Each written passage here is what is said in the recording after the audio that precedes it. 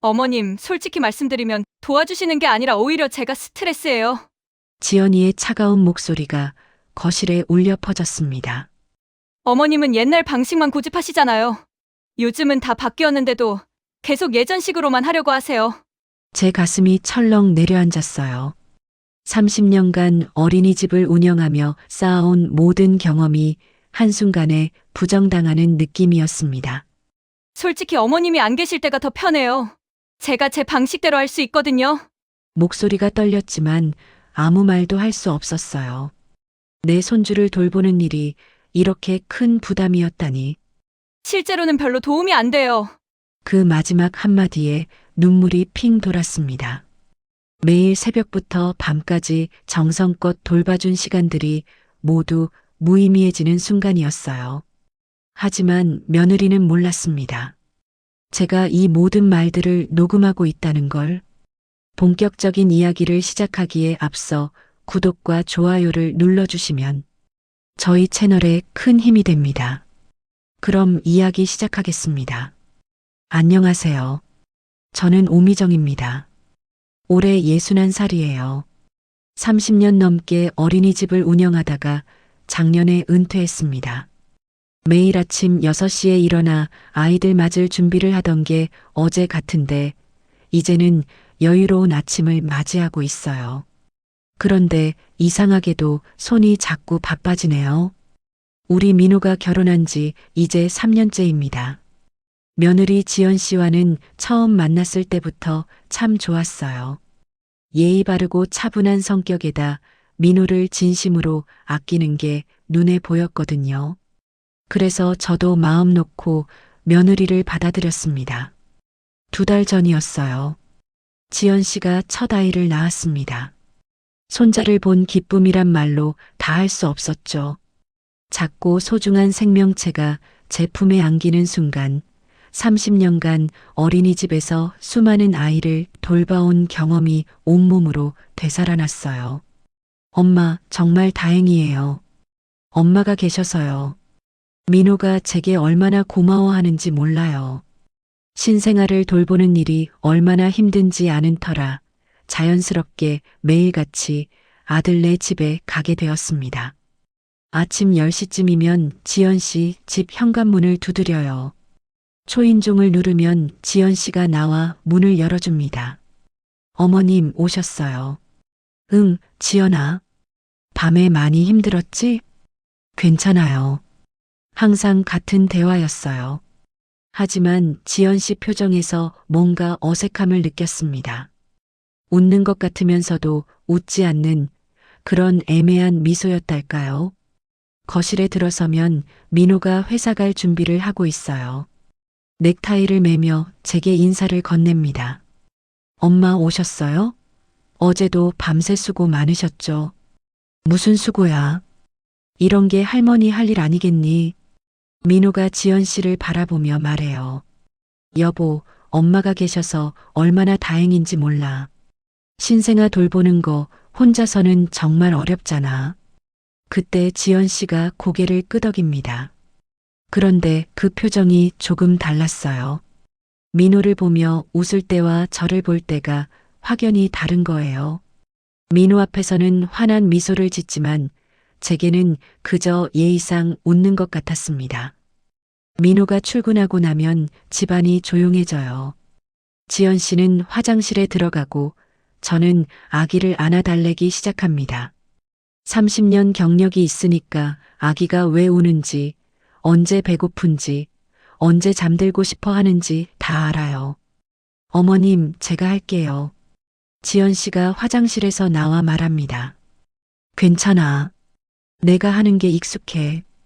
그래도요. 지연아, 너는 좀 쉬어. 산후조리가 제일 중요한 거야. 지연 씨가 소파에 앉아 제 모습을 지켜봅니다. 그 시선이 편하지 않아요. 감사하다는 시선인지 아니면 다른 뜻이 담긴 건지 알 수가 없어요. 아기가 잠들면 제가 청소를 시작합니다. 설거지하고 빨래 널고 냉장고 정리하고 어린이집 운영할 때 워낙 바쁘게 살아서 가만히 있으면 오히려 불안해져요. 어머님, 그런 건 제가 할게요. 아니야, 지연아. 너는 몸조리나 잘해. 지연 씨가 일어나려다가 다시 앉습니다. 그런데 그 표정에서 뭔가 답답함이 느껴져요.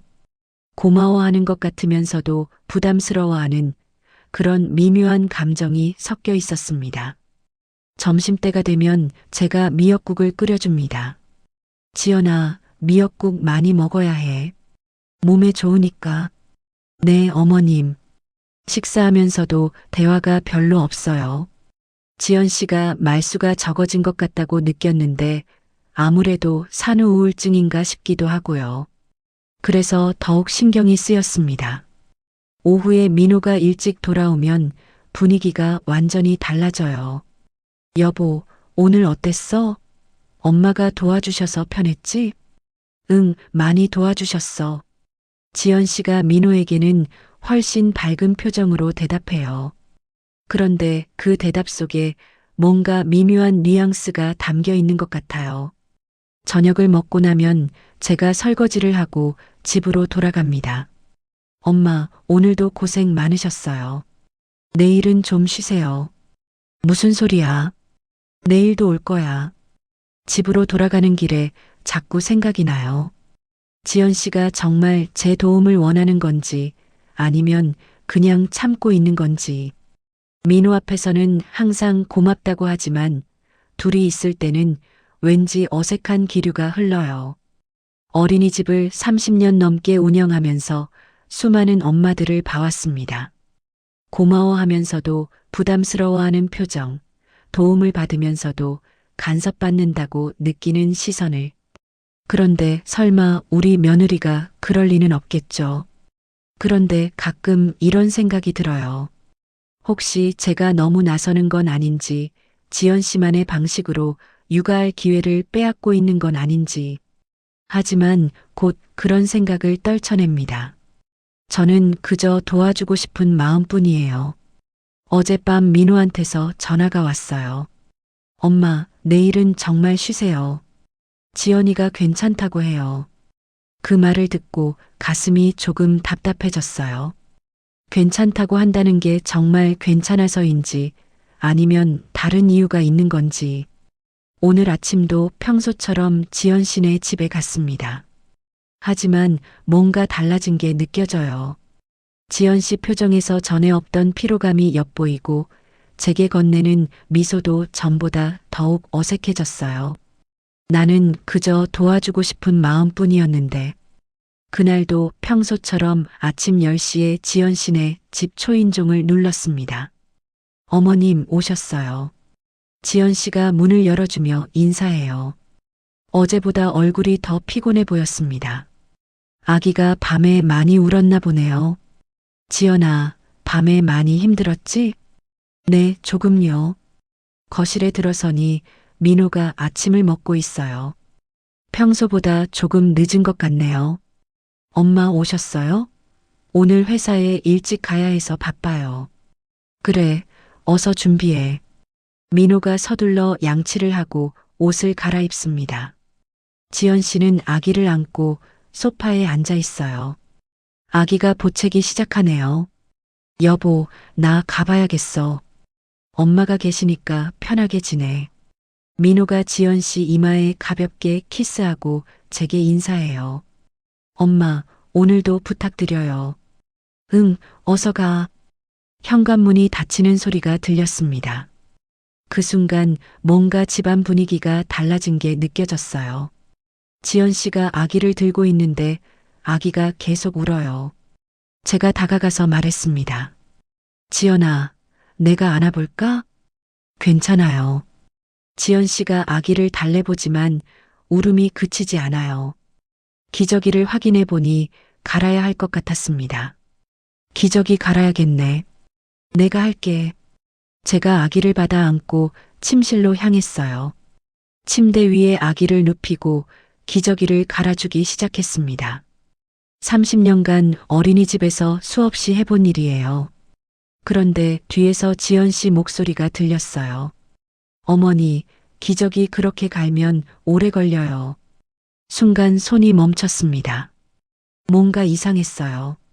지금까지 들어보지 못한 말투였거든요.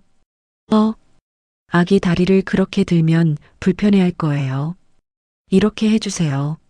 지연 씨가 제 옆으로 와서 직접 보여줍니다. 그런데 그 말투가 부탁하는 게 아니라 지시하는 것 같았어요. 아, 그래. 그럼 지연이가 해. 아니에요. 어머니가 하세요. 근데 제 방식대로요. 제가 다시 기저귀를 갈기 시작했어요. 그런데 마음이 편하지 않았습니다. 30년 동안 아이들을 돌봐온 저에게 기저귀 가는 법을 가르치다니. 기저귀를 갈고 나서 거실로 나왔어요. 아기가 배고픈 것 같아서 젖병을 준비하려고 했습니다. 지연아, 분유 어디 있어? 냉장고 옆 선반에 있어요. 제가 분유를 타서 젖병에 담았어요. 온도를 확인하고 아기에게 주려고 하는데 또 지연 씨가 말했습니다. 어머니, 아기 젖병은 제가 원하는 위치에 놓아주세요. 어떤 위치? 거기 테이블 말고 소파 옆 작은 탁자예요.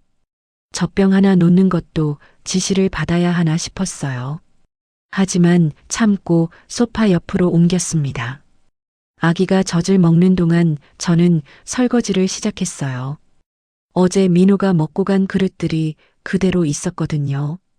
어머니, 그 그릇 먼저 물에 담가 놓고 하세요. 뒤에서 또 지연 씨 목소리가 들려요. 응? 기름기 있는 그릇은 찬물에 담가놔야 잘 빠져요. 그 말이 틀린 건 아니에요.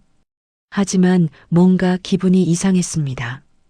제가 설거지하는 걸 지켜보면서 일일이 지적하는 것 같았어요. 설거지를 마치고 거실로 나오니 지연 씨가 아기를 재우고 있었어요. 제가 빨래를 하려고 세탁기 쪽으로 가려는데 또 말을 해요. 어머니, 빨래는 오후에 해주세요. 지금은 아기가 잠들려고 하거든요. 아, 그래. 하지만 세탁기 소리가 그렇게 큰지 의문이었어요. 어린이집에서는 아이들 낮잠 시간에도 빨래 돌렸는데 별 문제 없었거든요. 점심시간이 되어서 미역국을 끓이려고 했어요. 냉장고를 열어 재료를 꺼내는데 지연 씨가 다가와요.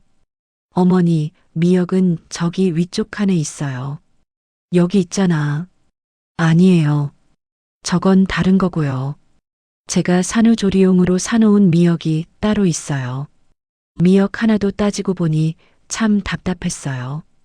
어떤 미역이든 끓이면 다 미역국 아닌가 싶었거든요. 미역국을 끓이는 동안에도 지연 씨가 옆에서 지켜봐요. 불 좀 더 줄여주세요. 간 조금만 하세요. 끓는 시간 너무 길면 미역이 질어져요. 한 그릇 끓이는데 이렇게 많은 지시를 받을 줄 몰랐어요.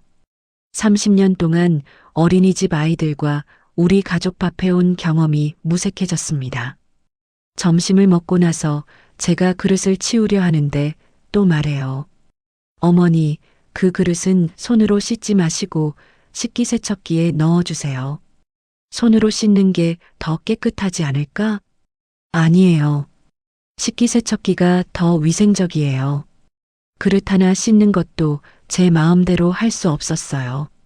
오후에 아기가 기저귀를 또 갈아야 할 때였어요. 제가 갈아주려고 하니까 지연 씨가 또 나서요. 어머니, 아까 제가 말씀드린 것처럼 해주세요. 뭐라고 했었지? 다리 드는 방법이요. 아기가 불편해해요. 아기는 별로 불편해 보이지 않았는데도 계속 지적하네요. 지연아, 내가 하고 싶으면 내가 해. 아니에요. 어머니가 하시되 제대로 해주세요. 그 말에서 뭔가 확신이 들었어요. 이건 부탁이 아니라 명령이었습니다. 민호 앞에서는 절대 이런 말투로 말하지 않을 거예요. 하지만 둘만 있을 때는 완전히 다른 사람이 되는 것 같았어요. 저녁 무렵 민호가 돌아왔어요. 어떻게 지냈어요? 엄마가 많이 도와주셨죠? 지연 씨가 환하게 웃으며 대답해요. 네, 정말 많이 도와주셨어요. 그 웃는 모습을 보니 더욱 기가 막혔어요. 오늘 하루 종일 저한테 했던 말투는 온데간데 없고 다시 예전의 예의 바른 며느리로 돌아간 거예요. 집으로 돌아가는 길에 계속 생각해 봤어요. 혹시 제가 예민하게 받아들인 건 아닌지, 지연 씨는 그냥 더 좋은 방법을 알려준 것 뿐인지. 하지만 그 말투가 자꾸 머릿속에 맴돌아요. 부탁하는 게 아니라 명령하는 것 같은 그런 느낌이 계속 들었거든요. 그래도 나는 참았습니다. 애 낳고 호르몬 때문에 예민해진 거겠지. 산후조리 기간이니까 그럴 수 있겠지 하면서 스스로를 달랬어요. 어린이집 운영할 때도 산모들을 많이 봤어요. 출산 후에 감정 기복이 심해지는 경우가 흔했거든요. 지연 씨도 그런 시기를 겪고 있는 거라고 생각했습니다. 하지만 마음 한구석이 불편한 건 어쩔 수 없었어요. 오늘 하루 종일 제가 하는 모든 일에 지적을 받았거든요. 기저귀 갈기, 젖병 놓기, 설거지하기, 빨래하기, 요리하기. 하나도 빠뜨리지 않고 다 지시를 받았어요. 그런데 정말 이상한 건 민호가 있을 때와 없을 때가 완전히 다르다는 거예요. 민호 앞에서는 여전히 고마워하는 며느리인데 둘만 있을 때는 왜 이렇게 달라지는 걸까요? 혹시 제가 너무 나서서 지연 씨가 부담스러워하는 건 아닌지 생각해 봤어요. 하지만 제가 도와주지 않으면 지연 씨 혼자서는 정말 힘들 텐데요. 잠자리에 들면서도 계속 그 생각뿐이었어요. 내일은 어떨까? 오늘만 그런 건 아닐까 하는 불안한 마음이 들었습니다. 이건 단순한 산후 우울증이 아닐 수도 있겠다는 생각이 스쳤어요. 뭔가 더 복잡한 문제가 숨어 있는 것 같았거든요. 일주일이 지나면서 상황이 더욱 이상해졌습니다. 어느 순간부터 지연 씨가 집안일을 아예 저에게 맡기기 시작했어요. 처음에는 어머니가 하시는 게 더 깔끔해요라고 말했는데 그게 점점 당연한 일처럼 되어버렸습니다. 아침에 가면 전날 밤 설거지가 그대로 싱크대에 쌓여 있어요. 민호가 먹고 간 아침 그릇까지 함께요. 지연아, 설거지 안 했네? 어머니가 와서 해주실 줄 알고 그냥 뒀어요. 그런 말을 들으면 할 말이 없었어요. 결국 제가 다 치우게 되거든요. 빨래도 마찬가지였습니다. 빨래통에 며칠치 옷가지들이 가득 들어 있어요. 빨래 많이 쌓였네. 아기 옷이 하루에도 몇 번씩 더러워져서요. 어머니가 해주시면 정말 고마워요. 고맙다고 말은 하지만 정작 자기는 소파에 앉아서 스마트폰만 보고 있어요. 처음에는 그냥 도와주는 마음이었는데 어느새 모든 집안일이 제 몫이 되어버렸습니다. 청소, 요리, 설거지, 빨래까지. 하루 종일 허리를 숙이고 일하다 보니 몸이 말이 아니에요.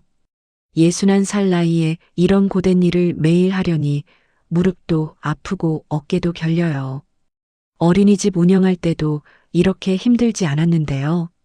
그런데 제일 힘든 건 지연 씨가 제게 던지는 한마디였어요. 어머니, 요즘 방식으로 좀 해주세요. 그 말을 들을 때마다 가슴이 답답해졌습니다. 아기 목욕을 시킬 때였어요. 제가 미지근한 물에 아기를 조심스럽게 담가주는데 지연 씨가 또 그 말을 해요. 어머니, 요즘은 그렇게 안 해요. 요즘 방식으로 해주세요. 요즘 방식이 뭔데? 인터넷에서 본 건데 물 온도를 더 정확하게 재야 해요. 그리고 목욕 순서도 달라요. 30년 동안 수없이 많은 아기들을 목욕시켜 왔는데 그 경험이 무시당하는 기분이었어요. 이유식을 만들 때도 그랬습니다. 어머니, 이유식은 요즘 방식이 있어요. 예전처럼 만들면 안 돼요. 뭐가 다른데? 재료 넣는 순서도 다르고 조리법도 달라요. 인터넷에서 찾아봤거든요. 제가 어린이집에서 수백 명의 아이들 이유식을 만들어 왔다는 걸 알면서도 그런 말을 해요. 기저귀를 갈 때도 마찬가지였어요. 어머니, 요즘 기저귀는 그렇게 안 채워요. 요즘 방식이 따로 있어요. 매번 그 말을 들을 때마다 서러웠습니다. 30년간 남의 아이까지 돌봐온 제 경험이 하루아침에 구식이 되어버린 기분이었어요. 어린이집에서 부모들이 얼마나 저를 믿고 의지했는지 모르는데 우리 며느리는 제 모든 것을 부정하는 것 같았습니다. 어떤 날은 정말 화가 났어요. 지연아, 내가 어린이집에서 30년 넘게 아이들 돌봤어. 그때도 아이들 다 잘 컸어. 그때와 지금은 달라요, 어머니. 육아법이 많이 발전했거든요. 뭐가 그렇게 달라졌다는 거야? 모든 게 다 달라졌어요. 수유 방법도, 재우는 방법도, 목욕시키는 방법도요. 그 말을 들으니 정말 기가 막혔어요. 마치 제가 시대에 뒤떨어진 사람인 것처럼 취급하는 거잖아요. 하지만 손주가 예뻐서 참았습니다. 작고 소중한 생명체를 보면 모든 게 참을 만했어요. 아기가 제 품에서 잠들 때면 이 모든 힘든 일이 다 사라지는 것 같았습니다. 작은 손으로 제 옷을 꼭 잡고 자는 모습이 얼마나 사랑스러운지 몰라요. 우리 도윤이 할머니가 많이 사랑한다. 아기에게 속삭일 때만큼은 모든 불편함을 잊을 수 있었어요. 그런데 그런 순간도 오래가지 못했습니다. 어머니, 아기 재울 때도 요즘은 방법이 달라요. 지연 씨가 또 그런 말을 해요. 뭐가 달라? 등을 토닥이면서 재우면 안 돼요. 그냥 혼자 잠들 수 있게 놔둬야 해요. 그럼 애가 울면 어떡해? 울어도 그냥 놔둬야 해요. 그래야 자립심이 생겨요. 도저히 이해할 수 없었어요. 울고 있는 아기를 그냥 놔둔다는 게 말이 되나요? 그런 식으로는 못하겠어. 어머니, 요즘 방식으로 해주세요. 제 아이잖아요. 그 말에 순간 할 말을 잃었어요. 제 아이라는 말, 그 한마디가 제 마음을 깊이 찔렀습니다. 맞아요. 도윤이는 지연 씨 아이예요. 하지만 제 손주이기도 하잖아요. 그런데 왜 저는 아무것도 할 수 없는 걸까요? 그날 밤 집으로 돌아가면서 민호에게 전화를 걸었어요.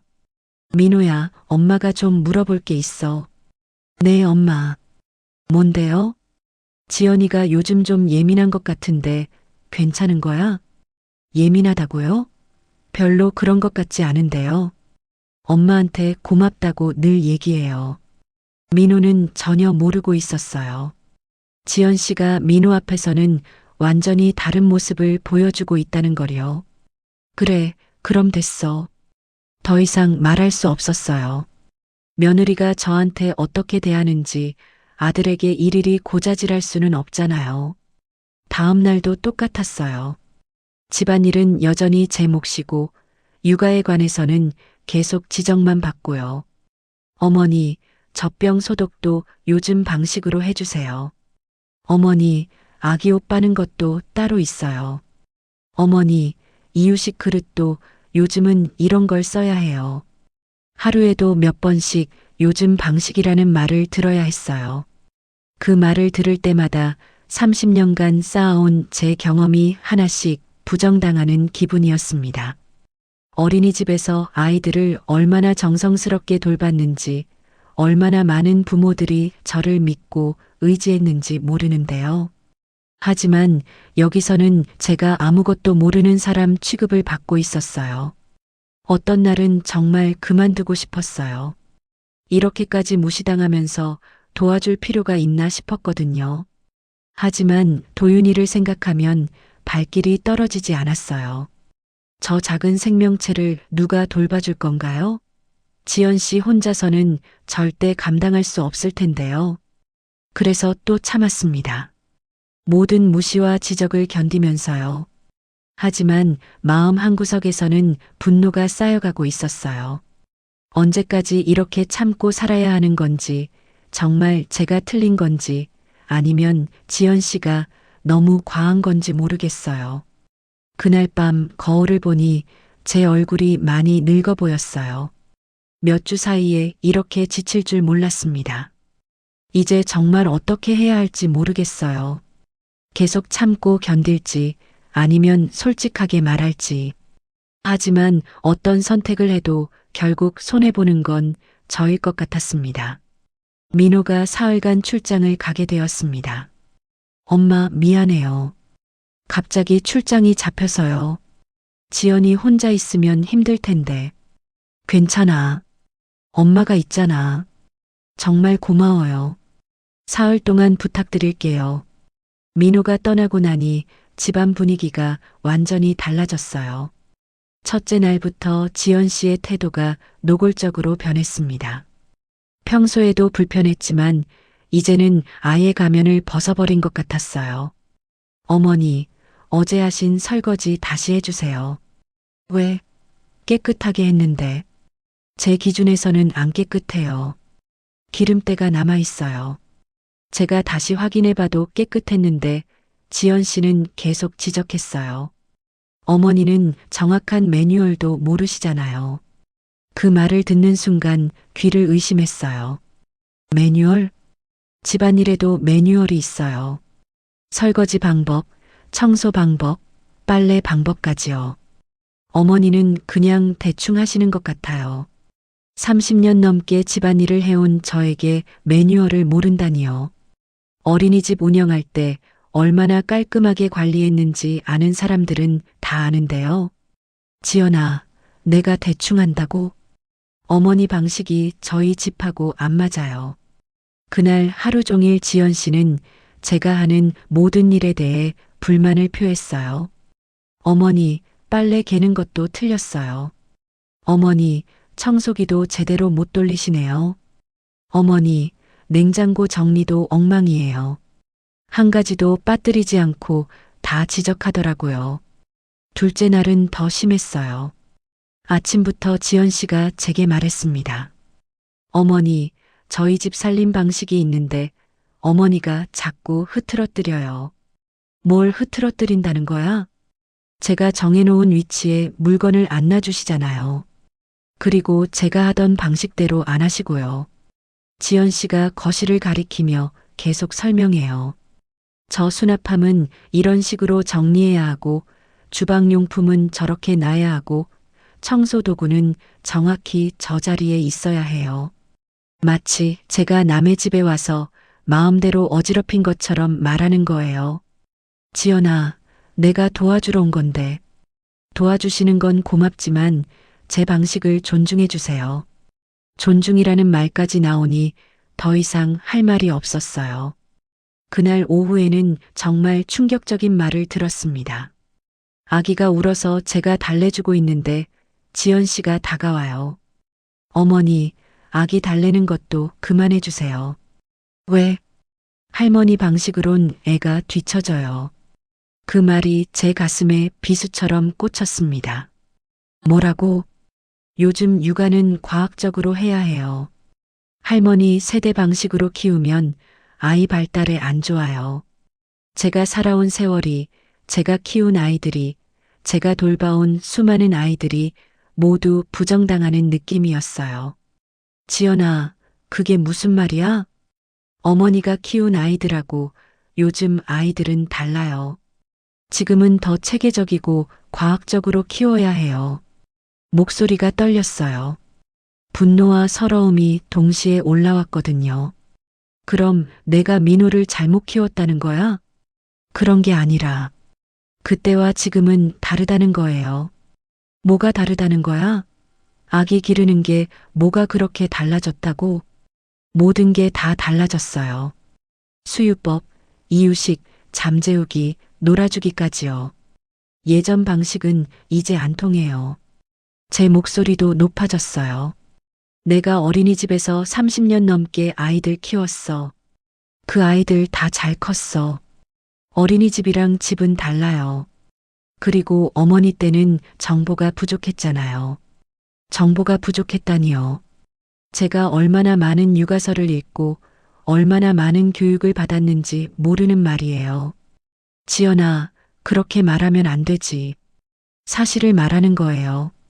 요즘은 인터넷에 모든 정보가 다 있어요. 최신 육아법, 최신 영양학, 최신 발달 이론까지요. 그 순간 정말 화가 치밀어 올랐어요. 그럼 내가 뭘 한 거야? 30년 동안 아무것도 모르고 아이들 키운 거야? 그런 건 아니지만 시대가 변했어요. 시대가 변했다는 말로 제 모든 경험을 무시해버리는 거예요. 지연아, 내가 인터넷에서 본 것보다 내가 직접 경험한 게 더 많아. 경험도 좋지만 정확한 지식이 더 중요해요. 그 말까지 듣고 나니 정말 기가 막혔어요. 제 경험을 단순한 경험으로 치부하고 지연 씨가 인터넷에서 본 정보를 더 중요하게 여기는 거잖아요. 그럼 앞으로 내가 뭘 하면 되는 거야? 집안일만 도와주세요. 육아는 제가 할게요. 육아는 제가 할게요. 그 말이 제일 서러웠어요. 제 손주인데도 제가 할 수 있는 건 집안일 뿐이라니요. 30년간 쌓아온 육아 경험은 아무 소용없다니요. 그날 밤 잠을 이룰 수가 없었어요. 지연 씨가 한 말들이 계속 머릿속에 맴돌았거든요. 할머니 방식으론 애가 뒤처진다. 정확한 매뉴얼도 모른다. 시대가 변했다. 경험보다 지식이 중요하다. 그 모든 말들이 제 마음을 찢어 놓았어요. 셋째 날 아침에 지연 씨네 집에 갔을 때는 정말 마음이 무거웠어요. 어머니 오셨어요. 평상시와 똑같은 인사였지만 저는 이미 마음이 바뀌어 있었어요. 이제 더 이상 참을 수 없었거든요. 제 존재 자체가 부정당하는 느낌이었어요. 아기를 보니 여전히 예뻤어요. 하지만 안을 수도 없고 달랠 수도 없고 그저 멀리서 바라보기만 해야 한다니요. 그날 오후 민호가 출장에서 돌아왔어요. 엄마 고생 많으셨어요. 어떻게 지내셨어요? 응, 잘 지냈어. 더 이상 말하고 싶지 않았어요. 며느리가 저에게 어떻게 했는지 아들에게 말해봤자 소용없을 것 같았거든요. 집으로 돌아가는 길에 결심했어요. 이제 그만두겠다고. 더 이상 무시당하면서까지 도와줄 필요는 없겠다고. 제 마음이 완전히 바뀌었어요. 참고 견디던 마음이 사라지고 대신 단호한 마음이 생겼습니다. 거울을 보니 제 눈빛이 달라져 있었어요. 이제 정말 무언가 행동을 취해야 할 때가 온 것 같았습니다.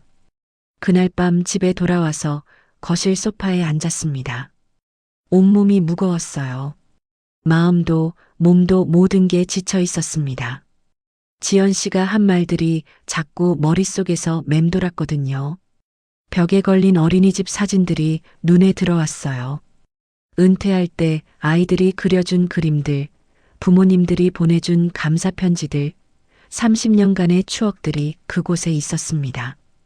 그 사진들을 보니 문득 예전 일들이 떠올랐어요. 20년 전쯤이었나요? 우리 어린이집에 수진이라는 아이가 있었어요. 부모님이 사고로 돌아가시면서 할머니 손에서 자라는 아이였습니다. 할머니가 새벽부터 시장에서 일하셔서 수진이는 늘 일찍 어린이집에 와야 했어요. 다른 아이들보다 1시간 일찍 오는 날이 많았습니다. 처음에는 그냥 일찍 와도 된다고 했어요. 하지만 수진이가 아침을 못 먹고 오는 날이 많다는 걸 알게 되었습니다. 수진아, 아침 먹고 왔어? 아니요. 할머니는? 할머니는 일찍 나가셨어요. 그 작은 목소리가 지금도 귀에 서네요. 그때부터 제가 수진이 도시락을 따로 챙겨줬습니다. 아침 식사용으로 주먹밥도 만들어주고 점심 때는 다른 아이들보다 조금 더 많이 줬어요. 할머니가 늦게 오시는 날에는 수진이를 집까지 데려다 줬습니다. 밤 8시, 9시까지 어린이집에서 기다리는 날도 많았거든요. 원장님 죄송해요. 일이 늦게 끝나서. 괜찮아요. 수진이랑 재미있게 놀았어요. 할머니가 미안해 하실 때마다 그렇게 말씀드렸어요. 정말 힘들다는 생각 한 번도 안 했거든요. 수진이뿐만 아니었어요. 맞벌이 부모님들 아이들도 마찬가지였습니다. 가끔 갑자기 야근을 해야 하는 부모님들이 전화하시면 밤늦게까지 아이들을 돌봤어요. 저녁도 해주고 씻겨주고 숙제도 도와주고. 원장님, 정말 죄송해요. 이런 부탁드려서. 괜찮아요. 이런 게 제 일이에요. 한 번도 힘들다고 말한 적이 없었어요. 크리스마스 때는 가정 형편이 어려운 아이들을 위해 선물을 따로 준비했습니다. 다른 아이들과 똑같이 받을 수 있도록 말이에요. 어떤 아이는 신발이 너무 작아서 발가락이 구겨져 있었는데 부모님께는 말씀 안 드리고 제가 새 신발을 사다 줬어요. 수빈아, 이 신발 어때? 예뻐요. 그 환한 웃음이 모든 피로를 날려버렸습니다. 여름이면 에어컨을 틀어주고 겨울이면 난방을 충분히 해줬어요. 아이들이 감기 걸리지 않도록 늘 신경 썼습니다. 부모님들이 어린이집 운영비를 늦게 내셔도 재촉한 적이 없었어요. 형편이 어려우신 걸 알고 있었거든요. 원장님, 이번 달도 조금 늦어질 것 같아요. 천천히 내세요. 급한 거 아니에요. 그런 말씀을 드릴 때마다 부모님들이 얼마나 고마워하셨는지 몰라요. 졸업하는 아이들을 볼 때는 정말 뿌듯했어요. 작고 어린아이가 의젓한 초등학생이 되어 인사하러 오는 모습을 보면 가슴이 벅찼습니다. 원장님, 안녕하세요. 어머, 우리 지훈이 이렇게 컸구나. 그 아이들이 자라서 중학생, 고등학생이 되어도 가끔 인사하러 와요. 어린이집에서의 추억을 이야기하면서 말이에요. 원장님 덕분에 제가 이렇게 잘 컸어요. 그런 말을 들을 때마다 30년간 어린이집을 운영한 보람을 느꼈어요. 부모님들도 마찬가지였습니다. 원장님, 정말 감사합니다. 원장님이 아니었으면 어떻게 했을까요? 원장님 같은 분을 만난 게 우리 아이 복이에요. 그런 말씀들을 수없이 들었어요. 제가 아이들을 정성스럽게 돌본 것에 대한 진심 어린 감사였습니다. 그런데 지금은 어떤가요? 30년간 남의 아이까지 내 아이처럼 아껴주던 저인데 정작 제 손주를 돌볼 때는 무시당하고 있어요. 제가 그렇게 많은 아이들을 사랑으로 키워왔는데 우리 며느리는 제 경험을 전혀 인정하지 않아요. 어린이집에서는 부모님들이 저를 얼마나 신뢰했는지 모르는데 여기서는 매뉴얼도 모르는 사람 취급을 받고 있어요. 왜 이렇게 다른 걸까요? 제가 돌본 아이들은 모두 건강하게 잘 자랐어요. 그 아이들 중에 누구도 제 방식이 틀렸다고 말한 적이 없었습니다. 오히려 고마워했고 인정해줬고 사랑해줬어요. 그런데 왜 지연 씨만은 다른 걸까요? 왜 제 모든 것을 부정하고 무시하는 걸까요? 혹시 제가 정말 틀린 건가요? 시대가 변해서 제 방식이 구식이 된 건가요? 하지만 아무리 생각해도 그렇지 않아요. 아이를 사랑으로 돌보는 마음은 예나 지금이나 같잖아요. 기술이 발전하고 정보가 많아졌다고 해서 사랑까지 구식이 될 수는 없어요. 그런데 왜 저는 지연 씨 앞에서 이렇게 주눅이 들어있는 걸까요? 어린이집에서는 그 누구 앞에서도 당당했는데 여기서는 왜 이렇게 작아져 있는 걸까요? 거실 벽시계가 12시를 가리키고 있었어요. 이런 생각들로 밤이 깊어가고 있었습니다. 내일은 어떻게 해야 할까요? 계속 참고 견뎌야 하는 걸까요? 아니면 정말 그만둬야 하는 걸까요? 제 마음속의 답이 조금씩 정해져 가고 있었어요. 다음 날 아침 지연이네 집에 가면서 마음을 다잡았습니다. 어젯밤 생각해보니 더 이상 참을 수 없었어요. 하지만 성급하게 행동하면 안 되겠다는 생각도 들었습니다. 평소처럼 초인종을 누르고 들어갔어요. 어머님 오셨어요.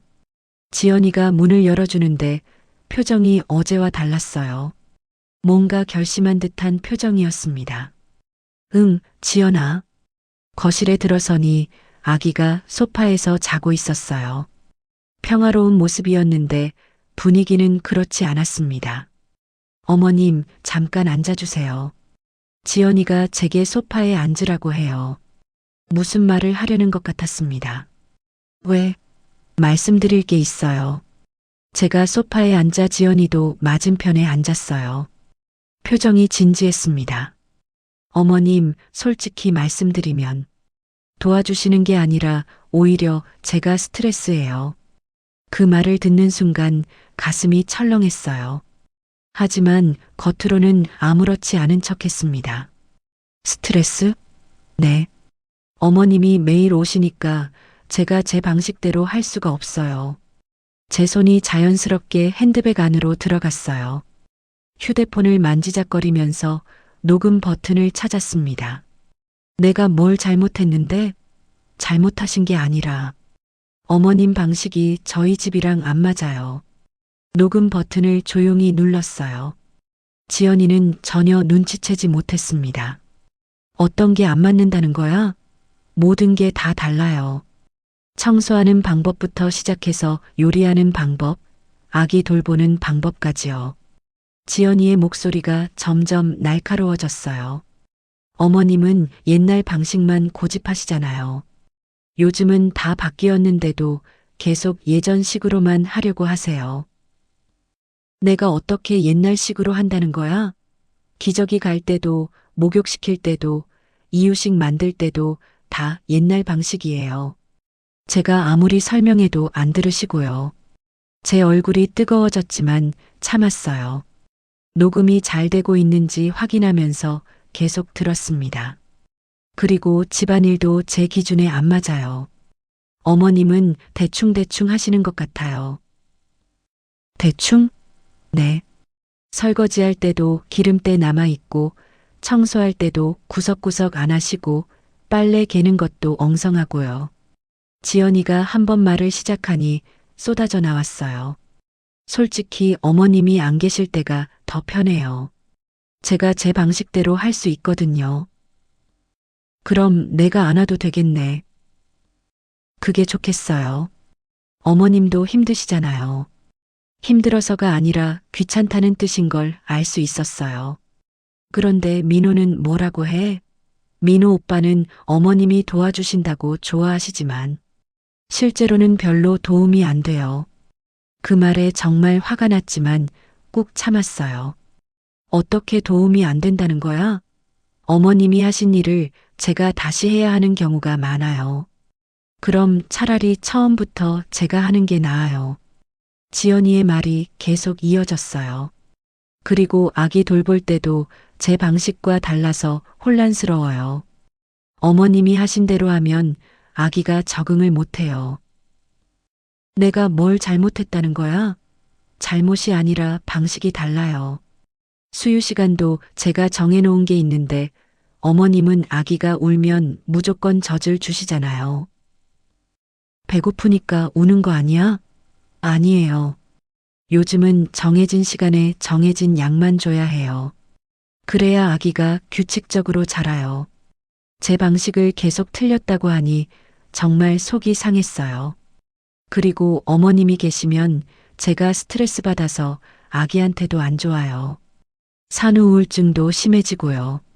산후우울증까지 제 탓으로 돌리는군요. 민호한테는 이런 얘기 안 했지? 못했어요.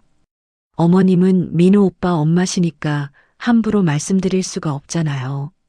겉으로는 예의를 차리는 척하면서 속으로는 이렇게 생각하고 있었던 거예요. 어머님, 이해해 주세요. 저도 첫 아이라 모르는 게 많은데 어머님까지 신경 쓰려니까 너무 힘들어요. 지연이의 말이 끝나고 잠시 침묵이 흘렀어요. 제가 조용히 말했습니다. 알겠어. 그럼 내가 안 올게. 고마워요, 어머님.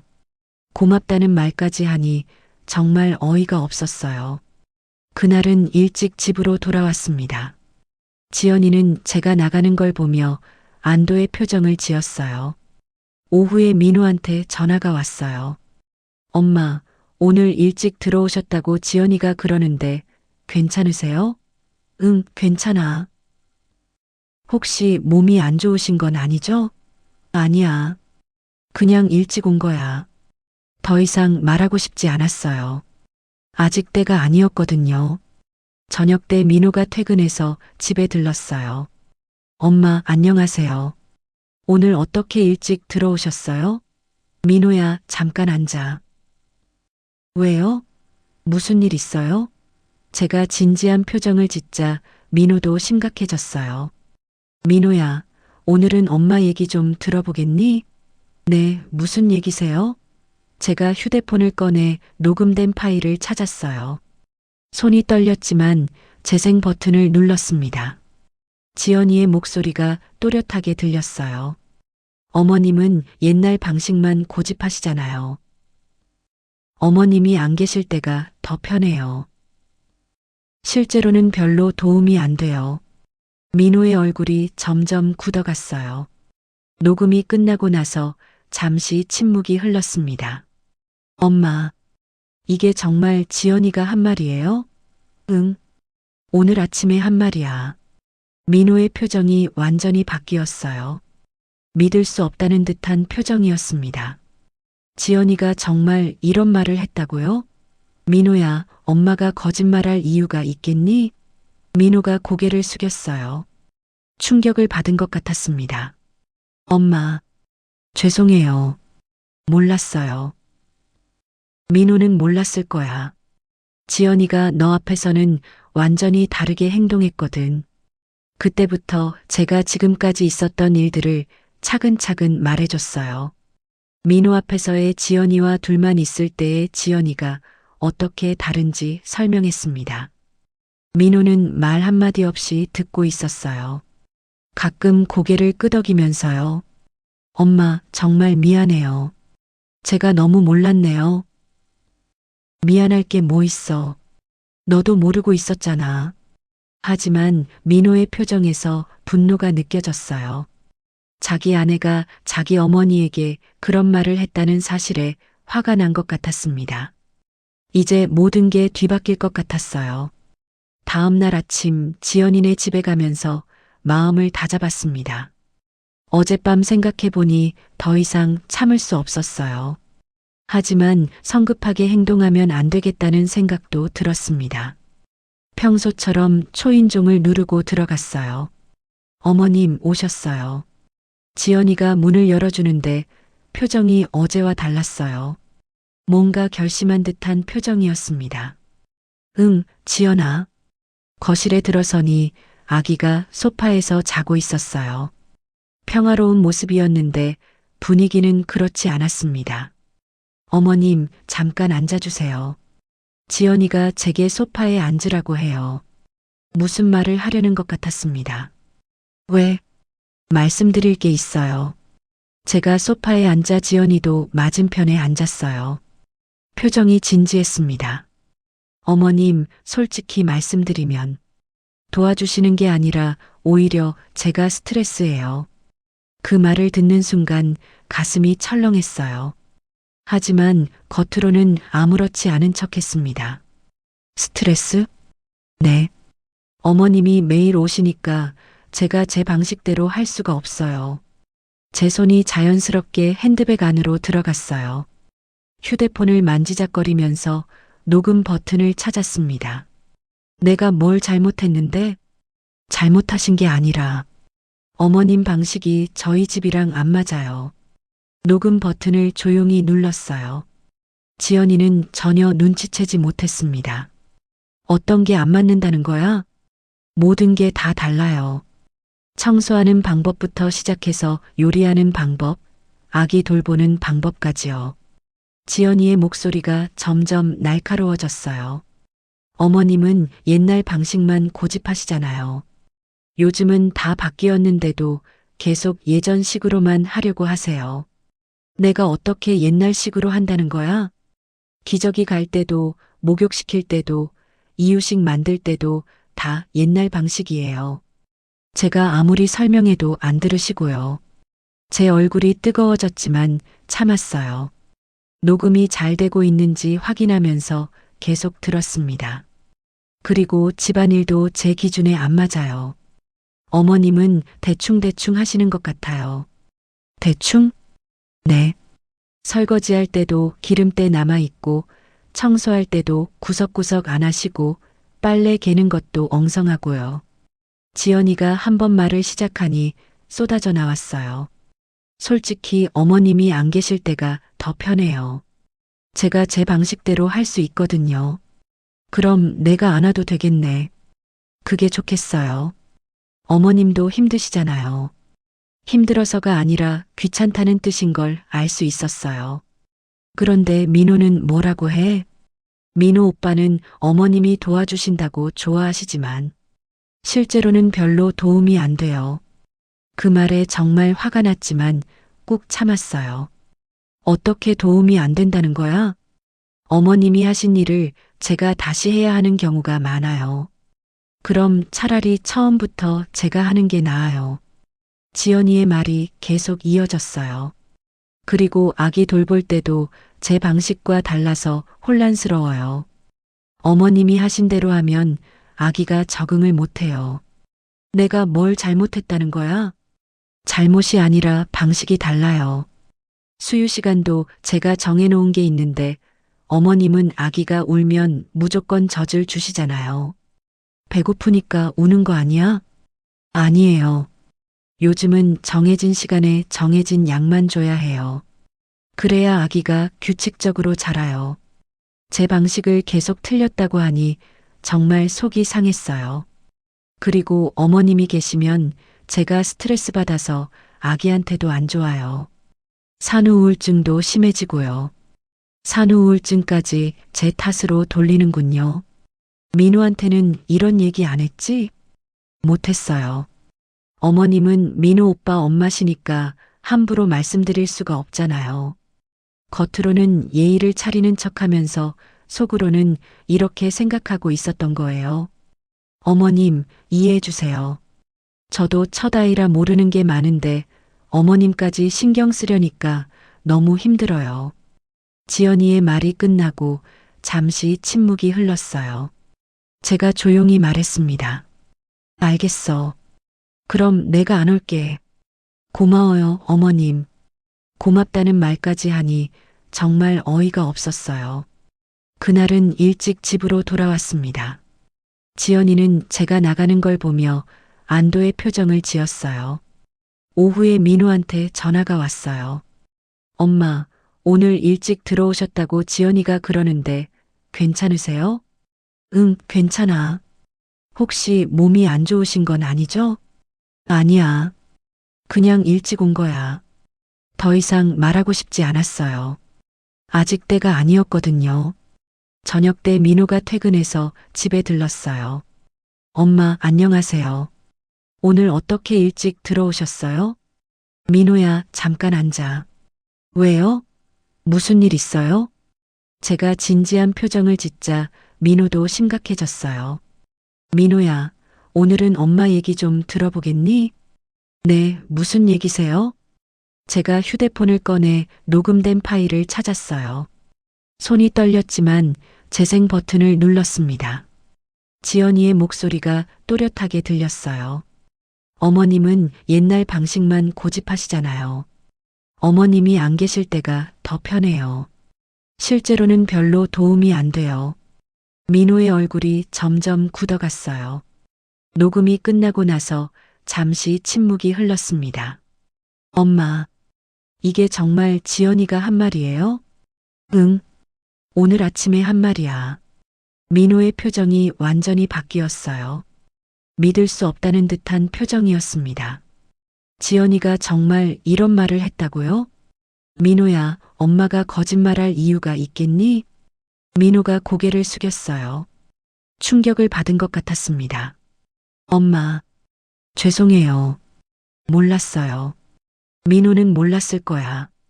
지연이가 너 앞에서는 완전히 다르게 행동했거든. 그때부터 제가 지금까지 있었던 일들을 차근차근 말해줬어요. 민호 앞에서의 지연이와 둘만 있을 때의 지연이가 어떻게 다른지 설명했습니다. 민호는 말 한마디 없이 듣고 있었어요. 가끔 고개를 끄덕이면서요. 엄마, 정말 미안해요. 제가 너무 몰랐네요. 미안할 게 뭐 있어. 너도 모르고 있었잖아. 하지만 민호의 표정에서 분노가 느껴졌어요. 자기 아내가 자기 어머니에게 그런 말을 했다는 사실에 화가 난 것 같았습니다. 이제 모든 게 뒤바뀔 것 같았어요. 7. 해결 아들 앞에 드러난 며느리의 진짜 얼굴. 이튿날 아침, 민호가 일찍 지연이네 집으로 갔습니다. 저도 함께 가자고 했거든요. 이제는 모든 걸 정리할 때가 되었다고 생각했어요. 민호가 현관문을 열고 들어가는데 지연이가 놀란 표정으로 나와요. 오빠, 왜 이렇게 일찍 와요? 어머님도. 지연이의 목소리가 평소와 달랐어요. 뭔가 불안한 기색이 역력했습니다. 지연아, 우리 좀 앉아서 얘기하자. 민호의 목소리가 차갑게 느껴졌어요. 지연이도 그걸 눈치챈 것 같았습니다. 거실에 앉자 민호가 휴대폰을 꺼냈어요. 지연아, 이걸 좀 들어봐. 뭔데요? 민호가 어제 제가 보여준 녹음 파일을 재생했습니다.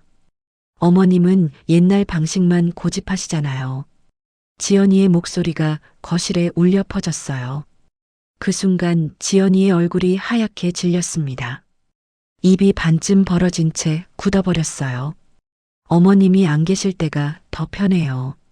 실제로는 별로 도움이 안 돼요. 녹음이 계속 재생되는 동안 지연이는 한마디도 못했어요. 손이 떨리는 게 보였습니다. 민호는 얼굴이 점점 굳어가면서 지연이를 바라봤어요. 지연, 내가 어떻게 엄마한테. 민호가 말을 잇지 못했어요. 목소리가 떨리고 있었거든요. 오빠, 이건 뭐야? 설명해봐. 지연이가 변명을 하려고 했지만 녹음된 음성이 너무 명확했어요. 어머님이 하신 일을 제가 다시 해야 하는 경우가 많아요. 어머님이 계시면 제가 스트레스 받아서 아기한테도 안 좋아요. 녹음이 끝나고 거실에 무거운 침묵이 흘렀습니다. 민호가 지연이를 똑바로 바라보며 말했어요. 지연아, 이게 내 진짜 마음이었어? 오빠, 제가 설명할게요. 설명? 뭘 설명하겠다는 거야? 민호의 목소리가 높아졌어요. 이렇게 화낸 모습을 오랜만에 봤습니다. 엄마가 우리 도와주시려고 매일 오시는데 내가 스트레스라고? 오빠, 들어봐요. 들어? 뭘 더 들어야 해? 엄마한테 옛날 방식이라고 하고 도움이 안 된다고 하고. 민호가 소리를 지르자 아기가 깜짝 놀라 울기 시작했어요. 제가 일어나서 아기를 안으려 했는데 지연이가 먼저 달려갔어요. 제가 할게요. 그 모습을 보니 또 화가 났어요. 아기만은 제가 달래면 안 된다는 듯이 행동하는 거잖아요. 민호가 지연이를 보며 말했어요. 지연아, 엄마한테 사과해. 오빠, 사과하라고 했어. 지연이가 망설이다가 제게 고개를 숙였어요. 어머님, 죄송해요. 하지만 그 사과에는 진심이 느껴지지 않았어요. 어쩔 수 없이 하는 것 같았습니다. 제가 일어나서 단호하게 말했어요. 민호야, 엄마는 돕고 싶어서 온 거지. 집안일 도우미 하러 온 게 아니야. 엄마, 30년 넘게 아이들 돌봐온 경험이 옛날 방식이래. 내가 뭘 잘못했다는 거야? 목소리가 떨렸지만 참지 않았어요. 이제는 제 마음을 다 표현하고 싶었거든요. 지연아, 내가 인터넷에서 본 정보가 내 경험보다 중요한 거야? 지연이가 고개를 들지 못했어요. 내가 어린이집에서 키운 아이들은 다 잘 자랐어. 누구도 내 방식이 틀렸다고 하지 않았어. 어머님, 그런데 내가 뭔데 내 모든 걸 부정하는 거야? 지연이의 눈에 눈물이 고였어요. 하지만 저는 멈추지 않았습니다. 내가 힘들다고? 내가 스트레스라고? 그럼 처음부터 도와달라고 하지 말았어야지. 민호가 제 손을 잡았어요. 엄마, 진정하세요. 민호야, 엄마가 얼마나 서러웠는지 알아? 매일 무시당하면서도 손주가 예뻐서 참았는데. 제 목소리가 점점 커졌어요. 그동안 참았던 감정이 한꺼번에 쏟아져 나왔습니다. 민호가 지연이를 바라보며 말했어요. 지연아, 내가 너무 심했어. 오빠, 저도 첫 아이라서 예민했어요. 예민한 게 아니야. 이건 예의가 없는 거야. 민호의 말에 지연이가 더 많이 울기 시작했어요. 엄마가 우리 도와주시려고 매일 오시는데 어떻게 그런 말을 할 수 있어? 미안해요. 미안하다고 끝나는 게 아니야. 엄마한테 제대로 사과해. 지연이가 제게 다가와서 깊이 고개를 숙였어요. 어머님, 정말 죄송합니다. 제가 너무 예민해서 그랬어요. 지연아, 어머님 경험을 무시한 것도 죄송하고 스트레스라고 한 것도 죄송해요. 이번에는 조금 더 진심이 느껴졌어요. 앞으로는 어머님 말씀 잘 들을게요. 어머님이 도와주시는 거 고마워할게요. 민호가 제 손을 꽉 잡고 말했어요. 엄마, 이제 절대 이런 일 없을 거예요. 민호야, 제가 확실히 말씀드릴게요. 지연이가 다시는 이런 식으로 행동 안 하게요. 민호의 목소리에 단호함이 담겨 있었어요. 그리고 엄마 앞으로는 편하게 오세요. 엄마가 하고 싶으신 대로 하시고요. 그래도 엄마가 하신 방식이 틀린 게 아니에요. 지연이가 이해를 못한 거예요. 지연이도 고개를 끄덕였어요. 네, 어머님. 앞으로는 어머님 방식 존중할게요. 그날 오후 민호가 지연이와 긴 대화를 나눴나 봐요. 저녁에 민호가 제게 전화했어요. 엄마, 지연이가 정말 반성하고 있어요. 그래. 네. 자기가 너무 예민했다고 인정했어요. 그리고 어머님 경험을 무시한 것도 잘못했다고 했고요. 민호야, 엄마는 그냥 손주가 예뻐서 도와주고 싶었던 거야. 알아요, 엄마. 정말 죄송해요. 그 후로 상황이 많이 달라졌어요. 지연이가 제게 먼저 연락을 했어요. 어머님, 내일 오실 거죠? 가도 될까? 네, 꼭 오세요. 어머님이 안 계시면 정말 힘들어요. 목소리가 전과 완전히 달랐어요. 다음 날 가보니 지연이가 현관에서 저를 기다리고 있었어요. 어머님 오셨어요. 응. 어머님 정말 죄송했어요. 지연이가 다시 한번 고개를 숙였어요. 그날부터 모든 게 바뀌었습니다. 지연이가 제 말을 귀담아 듣고 제 방식을 존중해 줬어요. 어머님, 이렇게 하는 게 맞나요? 어머님, 이건 어떻게 하면 될까요? 이제는 지연이가 제게 물어보는 일이 많아졌어요. 그리고 무엇보다 아기를 마음껏 안고 달래줄 수 있게 되었습니다. 우리 도윤이 할머니가 많이 사랑한다. 아기를 안고 있으면 그동안의 모든 서러움이 사라지는 것 같았어요. 민호도 자주 전화해서 안부를 물어요. 엄마, 오늘은 어떠셨어요? 지연이가 잘했죠? 응, 많이 달라졌어. 이제야 정말 손주를 돌보는 기쁨을 느낄 수 있게 되었습니다. 그동안 참았던 시간들이 아깝지만 결국 모든 게 제자리를 찾은 것 같아요. 앞으로는 정말 편안하게 손주를 돌볼 수 있을 것 같습니다. 그날 이후 저는 결심했습니다. 더 이상 매일 가지 않기로요. 민호한테 전화를 걸어서 말했어요. 민호야, 엄마는 앞으로 일주일에 하루만 갈 거야. 엄마, 왜요? 지연이가 사과했잖아요. 너희 둘이서 아이 키워. 엄마도 내 삶을 살아야지. 민호가 잠시 말이 없었어요. 그러더니 조용히 대답했습니다. 알겠어요, 엄마. 지연이는 처음엔 당황한 것 같았어요. 그동안 제가 매일 와서 집안일을 다 해줬는데 갑자기 혼자 해야 하니까요. 일주일 뒤에 갔을 때 지연이의 모습이 많이 달랐어요. 머리도 부스스하고 눈가에 다크서클도 생겼더라고요. 어머님 오셨어요. 예전처럼 형식적인 인사가 아니었어요. 정말 반가워하는 목소리였습니다. 응, 지연아. 힘들었지? 네. 생각보다 정말 힘들더라고요. 지연이가 솔직하게 말하는 모습이 새로웠어요. 아기 돌보는 게 이렇게 어려운 줄 몰랐어요. 어머님이 얼마나 대단하신지 이제야 알겠어요. 그 말을 듣고 마음이 조금 누그러졌어요. 어머님, 정말 죄송했어요. 제가 너무 몰랐네요. 이번에는 진심이 느껴졌어요. 지연이가 직접 아기를 돌보면서 제가 얼마나 많은 일을 해줬는지 깨달은 것 같았습니다. 민호도 달라졌어요. 퇴근 후에 아기 돌보는 일을 나눠서 하기 시작했거든요. 엄마, 제가 몰랐네요. 신생아 키우는 게 이렇게 힘든 줄. 그럼, 엄마도 너를 키울 때 그랬어. 앞으로는 지연이 혼자 하지 않게 제가 도울게요. 민호가 아빠 노릇을 제대로 하기 시작하니 지연이도 한결 편해 보였어요. 저는 그동안 미뤄뒀던 일들을 하기 시작했습니다. 먼저 예전부터 관심 있던 플로리스트 학원에 등록했어요.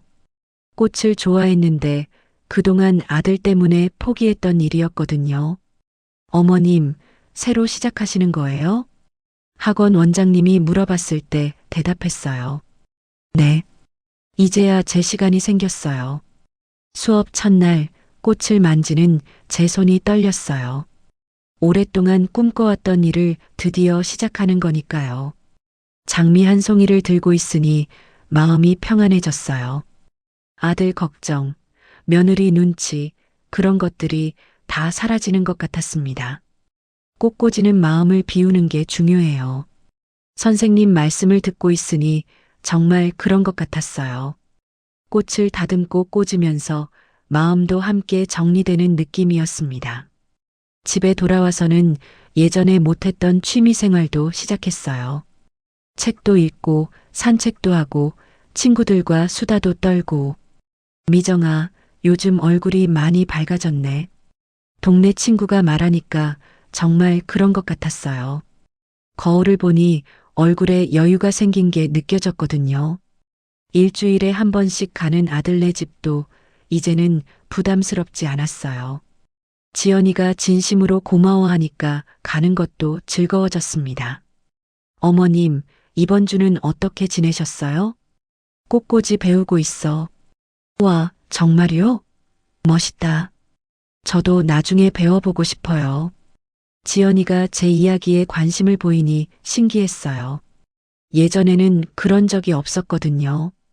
아기 도윤이도 일주일 만에 보니 더 예뻐 보였어요. 매일 볼 때는 몰랐는데 가끔 보니까 얼마나 소중한지 더 잘 느껴졌습니다. 우리 도윤이 할머니 보고 싶었어? 아기를 안고 있으니 마음이 따뜻해졌어요. 이제는 억지로 하는 일이 아니라 정말 기쁜 마음으로 손주를 돌볼 수 있었습니다.